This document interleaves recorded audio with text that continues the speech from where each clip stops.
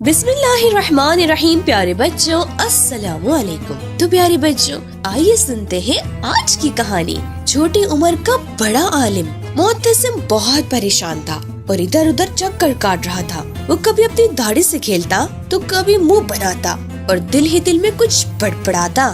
وہ تھک گیا اور تخت پر بیٹھ گیا۔ اس نے اپنے سر کا تاج اتارا، وہ پسینے میں بھیگا تھا۔ وزیر نے کہا، بادشاہ سلامت۔ معتصم نے ہاتھ کے اشارے سے اسے بولنے سے روک دیا اور زور سے تخت پر ایک ہاتھ مارا، پھر اپنی جگہ سے کھڑا ہوا اور اپنی پیٹھ پر ہاتھ رکھ کر ادھر ادھر ٹہلنے لگا۔ وہ ہلکی ہلکی کچھ بڑبڑا رہا تھا، میں اسے جیل میں ڈالوں تو جیلر کو دین سکھائے گا، اور اگر کسی دوسرے شہر بھیج دوں تو وہاں لوگوں کو ہدایت کرے گا، اور اگر اسے زہر دے دوں تو اس کی شیعہ بغاوت کریں گے۔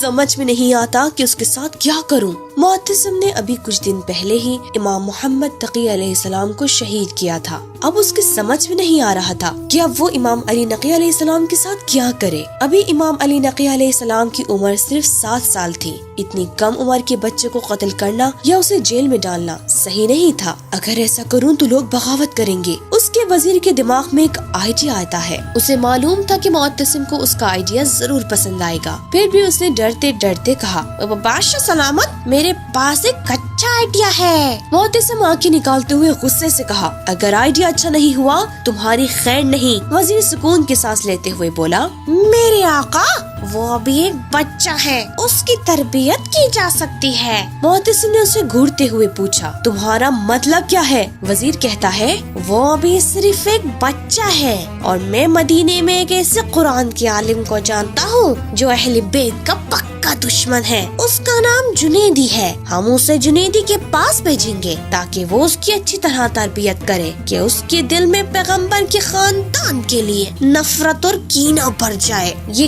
کام ایک بچے کو زہر دینے یا اسے جیل میں ڈالنے سے بہتر ہے بادشاہ سلامت۔ اس طرح لوگ بھی آپ کے خلاف کوئی بغاوت نہیں کریں گے اور کسی کو معلوم بھی نہیں ہوگا کہ ہم کیا کر رہے ہیں۔ معتصم یہ سن کر چونک گیا اور سیدھا ہو کر بیٹھ گیا اور پھر خوشی سے زور زور سے ہنسنے لگا۔ وہ اتنا خوش ہوا کہ اس نے صندوق سے سکوں کی ایک تھیلی نکالی اور اسے وزیر کی طرف اچھال دیا اور بولا، یہ لو تمہارا انعام ہے۔ وزیر نے جھک کر اسے اٹھایا اور شکریہ ادا کیا۔ جنیدی ایک بوڑھا آدمی تھا جس کی کمر جھکی ہوئی تھی۔ وہ بہت بدصورت سا تھا۔ وہ بچوں کو قرآن پڑھاتا تھا۔ خلیفہ کا آدمی جنیدی کے پاس گیا۔ اس نے خلیفہ کی طرف سے 2 سونے کی تھیلیاں اسے دی اور یہ ڈیسائیڈ ہوا کہ کل سے امام علی نقی علیہ السلام اس کے مکتب میں آئیں گے۔ اگلے دن بچے اس کے مکتب میں آئے۔ تھوڑی دیر بعد جنیدی بھی آ گیا۔ اس کی نظریں امام ہادی علیہ السلام کو ڈھونڈ رہی تھی جو دوسرے بچوں کی طرح اپنے ساتھ قرآن نہیں لائے تھے۔ جنیدی تھوڑا خوش ہو گیا اور سوچنے لگا، لگتا ہے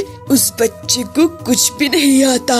اب میں اس سے آیتوں کا مطلب جس طرح چاہوں بتا سکتا ہوں۔ وہ اپنی مخصوص جگہ پر بیٹھ گیا۔ بچوں نے اپنا اپنا قرآن کھولا اور جنیدی نے بچوں کو پڑھانا شروع کر دیا۔ لگ بھگ 1 مہینہ گزر گیا۔ خلیفہ کا آدمی جنیدی کے پاس آیا اور اس سے کہا، تیار ہو جاؤ، تمہیں خلیفہ کے پاس جانا ہے۔ اس نے اپنا ڈنڈا اٹھایا اور خود سے باتیں کرنے لگا کہ خلیفہ کو کیا جواب دے گا۔ اس کی باتوں سے بالکل لگ رہا تھا کہ وہ پریشان ہے۔ وہ محل میں داخل ہوا اور خلیفہ کا احترام کیا۔ خلیفہ کھانا کھا رہا تھا اور کسی اچھی خبر کے انتظار میں تھا۔ اس نے جنیدی سے پوچھا، اس بچے کی کیا خبر ہے؟ جنیدی بولا، میرے آقا، اسے بچہ نہ کہیے بلکہ اسے ماہر استاد کہیے۔ خلیفہ کے حلق میں لقمہ اٹک گیا۔ اس نے گھورتے ہوئے پوچھا، کیا مطلب؟ صاف کہو۔ جنیدی نے کہا، بادشاہ سلامت، مدینے میں سب میرے علم کے بارے میں جانتے ہیں۔ خدا کی قسم وہ مجھ سے کہیں زیادہ علم رکھتا ہے اور سمجھدار ہے۔ میں اسے جو سکھانا چاہتا ہوں وہ اسے پہلے سے معلوم ہے،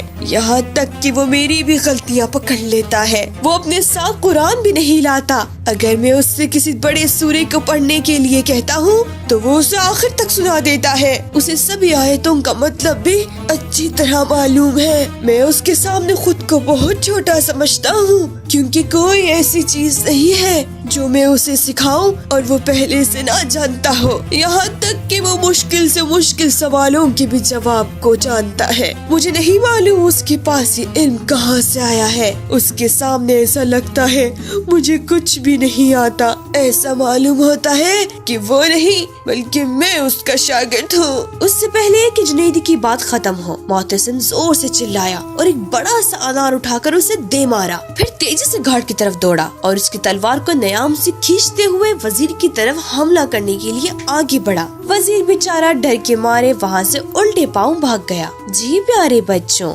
हमारे सभी इमामों के पास खुदा का दिया हुआ इल्म है, इसलिए वो बचपन से सब कुछ जानते हैं और दुनिया में किसी से इल्म हासिल नहीं करते। इसलिए उनके मानने वालों को कम से कम ऐसा होना चाहिए वो इल्म में दूसरों से पीछे ना रहे बल्कि आगे हों।